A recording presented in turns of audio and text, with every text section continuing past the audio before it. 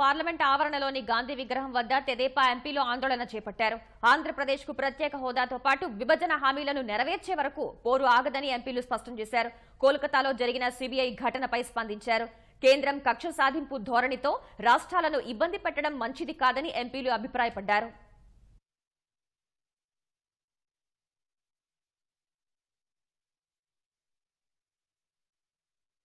ఏ పథకాలనైనా కూడా కేంద్రం కాపీ కొట్టి వాళ్ళ సొంత పథకాలలాగా ప్రచారం చేసుకుంటా ఉన్నారు.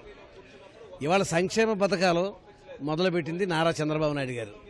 ల్యాండ్ పూలింగ్ అనేది ఫస్ట్ మొదలుపెట్టింది చంద్రబాబు నాయుడు గారు. మోడీ గారి ప్రభుత్వం ఆంధ్రప్రదేశ్ సంక్షేమ పథకాలని ఆంధ్రప్రదేశ్ నారా చంద్రబాబు నాయుడు గారు మొదలెట్టినటువంటి ల్యాండ్ పూలింగ్ విధానాన్ని దాన్ని చూసి ఎవరైనా కాపీ కొట్టాల్సిందే. ఇవాళ మోడీ గారు కేంద్రీయ దర్యాప్తు సంస్థలని దుర్వినియోగం చేస్తున్నారు. అదొక్కటే ఇవాళ ప్రజలంతా కూడా బాధపడుతున్నారు.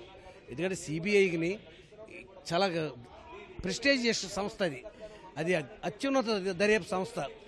ఎన్ఫోర్స్మెంట్ డైరెక్టర్ కానీ అలాగే ఐటీ కానీ ఇవాళ రోజున ఇటువంటి సంస్థలన్నింటినీ కూడాను రాజకీయ స్వార్థ ప్రయోజనాల కోసం తన రాజకీయ ప్రత్యర్థుల మీద ఉసికొలిపి ఇవాళ నిన్న దీదీ గారు మమతా బెనర్జీ గారి మీద దాడులు చేశారు. మొన్న ఆంధ్రాలో అన్ని తెలుగుదేశం పార్టీ నాయకులపైన దాడులు చేశారు. దర్యాప్తు సంస్థలకి పరువు తీయొద్దు. దర్యాప్తు సంస్థలని చాలా ఉన్నత స్థితిలో ఉంచుకోవాలి మనం. మీరు ఎప్పుడైతే రాజకీయ ప్రయోజనాల కోసం మీరు ప్రత్యర్థులను అణిచివేత కోసం దాన్ని ఉపయోగిస్తున్నారో అటు విలువ పోగొడుతున్నారు మీరు. ఆఖరిసారైనా ఏమన్నా జ్ఞానోదయం అయింది, ఇప్పటికైనా చేస్తారు ఆఖరి బడ్జెట్లో అని అనుకుంటే ఇది నిజంగా నిజమైన బడ్జెట్ కాదు. ఇది ఓటాన్ అకౌంట్ బడ్జెట్ చేయాలి, ఇంటర్మ్ బడ్జెట్ అని చెప్పి దీన్ని ఏదో ఫుల్ బడ్జెట్ లాగా అనౌన్స్ చేశారు. ఈ రోజునన్నా ఏమైనా జ్ఞానోదయం చేసుకుని ఏమైనా అనౌన్స్ చేస్తారేమో అనుకుంటే దీనిలో కూడా ఏమీ చేయలేదు. మారరు. మనకేదో తెలుగులో ఓ సామెత ఉంది, ఇది ఎలుక తేలు తెచ్చి ఏడాది ఉతికినా నలుపు నలిపే కానీ తెలుపు రాదని. మోడీ గారు ఎన్ని బడ్జెట్లు పెట్టినా ఎన్ని సమావేశాలు చేసినా ఇంకా ముందు జరగబోతున్నా ఆయన ఎప్పుడు కూడా ఆంధ్రప్రదేశ్కి ఏమీ న్యాయం చేయడు, ఆయన వల్ల రాదు. ప్రజల యొక్క నిరసన ముందు ఎంత పెద్ద నాయకుడైనా తల వంచాల్సిందే.